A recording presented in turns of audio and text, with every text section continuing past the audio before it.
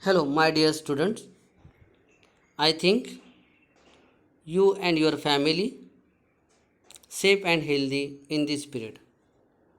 Before start with new concept, students, we first complete the summary of your first online lecture. In last lecture, we learn about some important terms used in solid structure. Number 1, crystal lattice. Number 2, lattice point. Number 3, unit cell. We collect all concept in one picture. First we complete the definition. Crystal lattice. Lattice means network. The three-dimensional arrangement of particles constituting crystal and represented by points is known crystal lattice. Lattice point. The position occupied by particle in the crystal lattice are called crystal points. Unit cell. It is the smallest geometrical portion of the crystal which can be used to build up the whole crystal. We see the picture. The blue and orange circle is indicated as particles and they systematic orderly arrange in a three-dimensional, therefore called crystal lattice. If we just draw a cube where the particle occupied the position on the corner of cube, then it's called lattice point. And if you just assume this small cube repeated number of time, you get a whole crystal, then that small cube is called unit cell. And the last part, that lattice constant, you see this picture, so it is unit cell.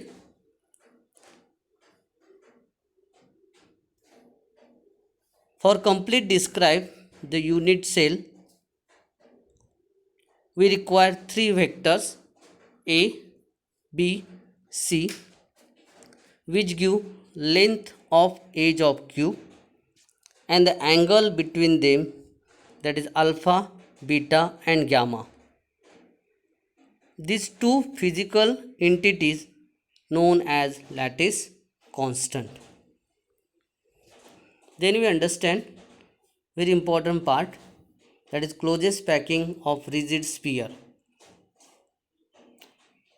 For understanding this, we consider particle, it may be atom or ion, has hard rigid sphere.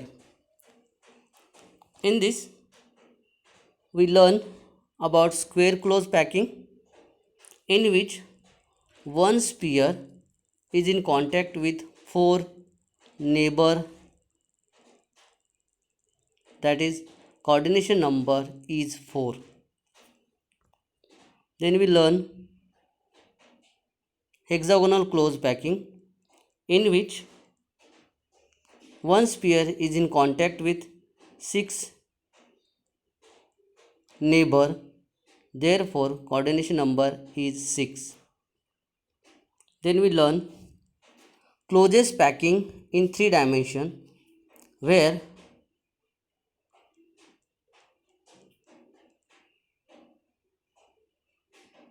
stacking of third layer of sphere done on the first layer. The arrangement is called ABAB arrangement and the system is hexagonal close packing. And in second way,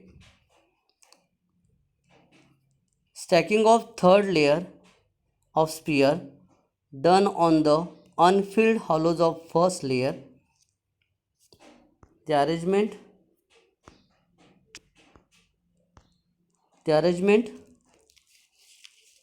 is called ABC arrangement and that system is called cubic close packing. Now important concept, efficiency of packing. So up to this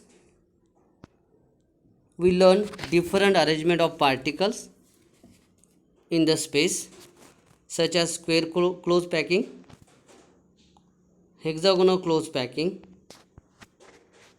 cubic close packing. In the all arrangement we see a vacant space present in between two spheres, and this vacant space is called voids. Due to voids, 100% of closest packing of sphere is not possible in every arrangement. These voids have a very important role in solid structure.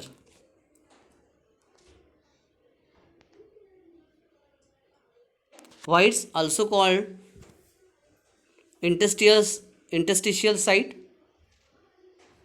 meaning space present in between the sphere. Commonly, voids are of two types: tetrahedral voids and octahedral voids. We see the picture, very simple way you get the understanding. A space or hole is surrounded by four spheres which lie at the vertices of regular tetrahedron. Therefore, that space or voids called as tetrahedral voids. Now, in the same way, a space or hole is surrounded by six spheres which lie at the vertices of regular octahedron. Then that space or voids called as octahedral voids. Now actual understand the heading part. Efficiency of packing. Explain in terms of atomic packing factor or packing density. Definition: the fraction of space occupied by atoms in a unit cell, or the percentage of the total space filled by the particles, it may be atom or ions, is called packing density. We elaborate the definition. We know that if understood the unit cell, it means you also understand the crystal. Therefore, we learn arrangement of particles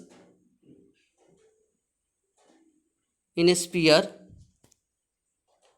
in unit cell. This is a simple cube containing 8 spheres at each corner of a cube.